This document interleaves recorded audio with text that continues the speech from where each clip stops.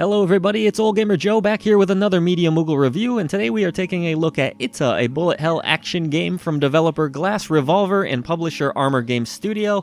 It has just been released as of the time of this review, April 22nd of 2020, and it is a game full of mystery, intrigue, and a whole lot of challenge.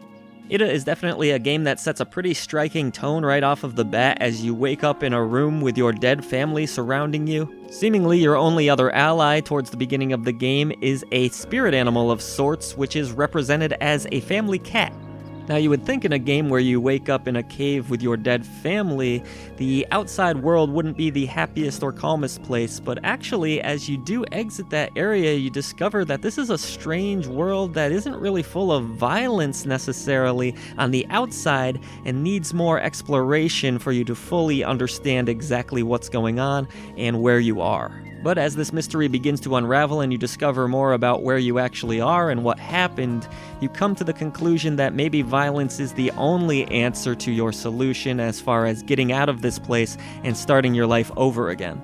As unusual as the world of this game is, the characters that you encounter are even more cryptic and don't give you a lot of clues into what exactly is going on, but you do get the general sense that this is a place that you don't want to be any longer. And so that sets you out on a quest that has you dealing with multiple bosses. There are no enemies in the overworld of this game. You'll explore roughly 3 sections in Itta, which are pretty good sized areas that will involve you needing a map at some point, which you can get from a character. And the world does house its share of secrets. These include abilities that can upgrade your powers, as well as new weapons to be discovered that can help you in your boss encounters. So you will need to poke and prod your way around this world if you want to discover all of the secrets, and you're definitely going to want to because the bosses in this game are extremely difficult and will require all of the help that you can get in order to defeat them. You won't encounter any enemy types in the overworld of this game, so you'll be dealing only with these bosses who are scattered amongst the world in different cryptic rooms that you will unlock as you go, and the game is smartly set up in a way where you don't have to always play these bosses in a particular set order and can approach them at different times.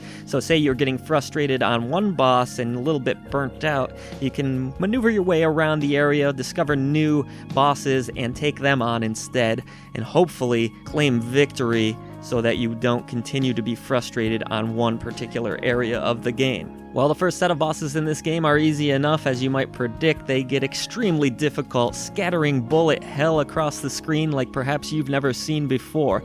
At some points, these bosses had me cornered to a point where I couldn't even see the screen outside of tiny little specks and dots that were trying to destroy me at every which corner. Each pulse-pounding encounter that you will come across really feels challenging, but also so satisfying, and definitely bewildered and frustrated me on more than one occasion for sure, but I always wanted to get back in there and get the best of these bosses. You definitely need to rely on rolling in this game. It's a crucial thing, and they're pretty generous as far as how good it is at working. So the developer was at least a little bit lenient in terms of how effective your roll dodge can be in this game, and I felt like sometimes I perhaps took a hit, but the dodge was able to avoid it. But it's pretty hard to complain about something like that when literally everything else that these bosses throw at you is designed to kill you and kill you brutally. I will say that not every boss is created equal in this game, and despite the fact that you can approach them in a variety of orders, I was able to take down some of what I would look at as the later game bosses far easier than some of the earlier game bosses. One boss in particular really frustrated me in his ability to teleport right on top of me with little to no notice. I don't find that kind of thing fun in a game, and that was definitely a little bit of a letdown and kind of lean towards the cheap side of things. But for the majority of the bosses, the fights seem fair, balanced, and while they are difficult, do reward you and feel very satisfying when you are finally able to conquer them.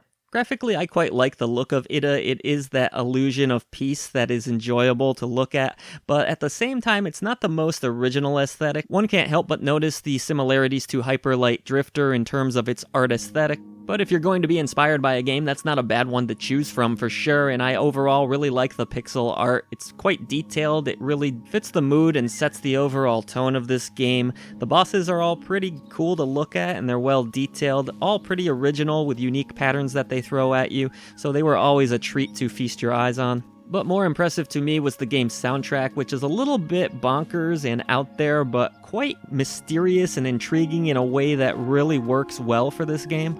I enjoyed the sporadic notation that it throws at you and the weird emotions that it's able to evoke. And while I didn't find anything memorable about the actual sound effects of the game, I will certainly remember and have this soundtrack on my playlist for some time to come.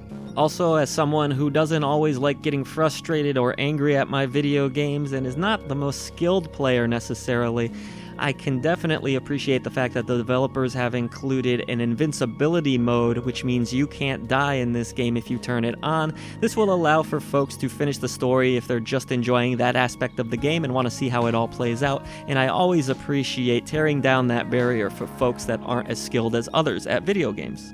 But regardless of if you're in it for the challenge or if you're in it for the story, Itta has a little something for everyone, and it's a really enjoyable, unique experience with a strange but interesting message behind it. Itta comes well recommended for fans of the bullet hell genre, but I also recommend it for people looking for something mysterious, intriguing, and thought-provoking in a story-based game. While not the most original experience in terms of its gameplay, there is a lot of originality, care, and thought that went into its wonderfully crafted and mysterious storyline.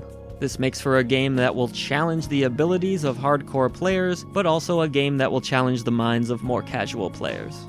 For more on Itta and all of our other content, head on over to MediaMoogle.net, where we have some wonderful podcasts like I Dream of Indie, our indie game show. And if you have enjoyed our video coverage today, please do hit that subscribe button below. It helps us grow so much. Thank you for giving a voice to the voiceless in gaming.